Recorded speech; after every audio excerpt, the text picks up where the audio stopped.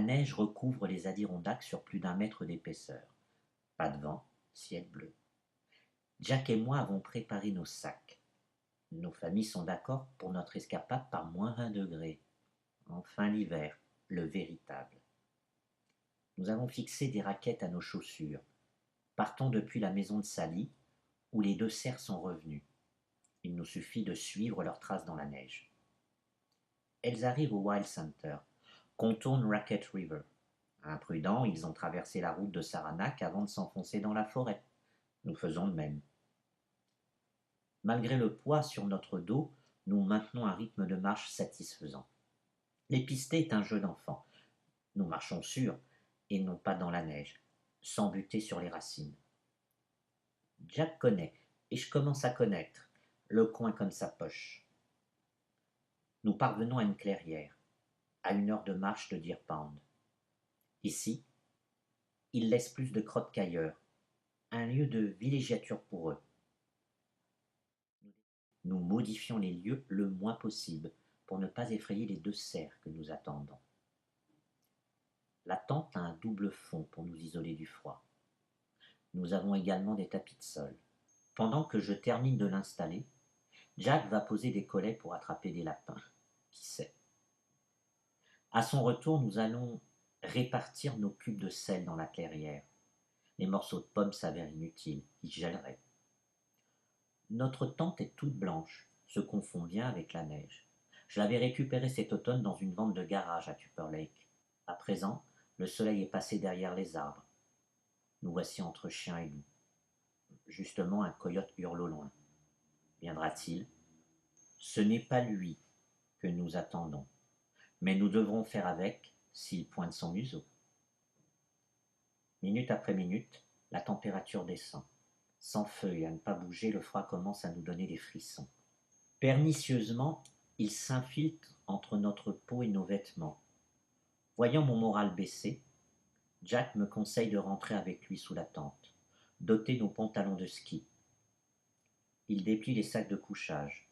Sans hésiter une seconde, il les relie entre eux. Nous avons acheté ces 2 véritables Chinooks à une braderie. Ils sont garnis de duvet d'oie, peuvent maintenir au chaud jusqu'à -40 degrés, théoriquement.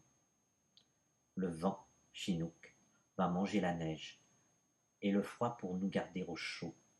Dehors, la température est à -25 degrés à présent, -18 à l'intérieur de la tente, pour ainsi dire un congélateur.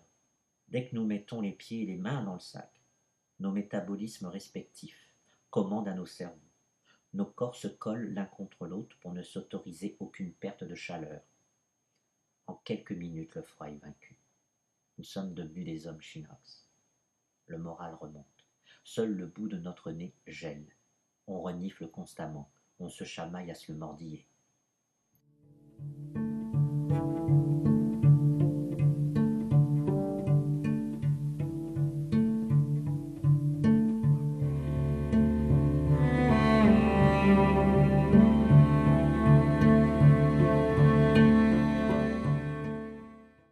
Nous entendons la neige légèrement craquer. À l'aide de ma fameuse montre, j'allume la caméra à distance. Aucun bruit lorsqu'elle se déclenche. J'ai neutralisé la diode rouge afin qu'elle n'attire pas l'attention. Il semble s'interroger, fuir ou rester. La gourmandise est la plus forte. Il se met à sucer les cristaux de sel. Pour notre plus grande joie, il s'attarde donc. Ils ont 8 mois, tout au plus, ne sont pas encore baguets. Leurs corps se rapprochent. Les 2 airs se câlinent dans le cou, se lèchent les poils, semblent déborder d'amour et d'amitié fraternelle. Dès qu'ils entendent un bruit suspect, chacun regarde de son côté. Rassurés, ils se couchent l'un contre l'autre. Leurs corps ne font plus qu'un. La neige les recouvre petit à petit. Sur leurs poils, elle les protégera du froid, les rendra invisibles aux prédateurs.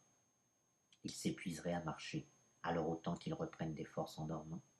Dans ces conditions, la neige les protège. Mais nous, pauvres humains, elle nous ferait mourir. Je ne coupe pas la caméra, mais le sommeil nous gagne. En rêve, je m'élève avec lui dans le ciel. La forêt et ses esprits nous accepteraient-ils? Nous sommes réveillés un instant par une résonance sur le sol. Les deux airs ont bondi d'un coup pour partir. Il fait encore nuit noire. Nous décidons de ne pas sortir et de laisser la caméra tourner. Nous nous sommes rendormis l'un sur l'autre, comme des Inuits dans leur igloo, pour quelques heures.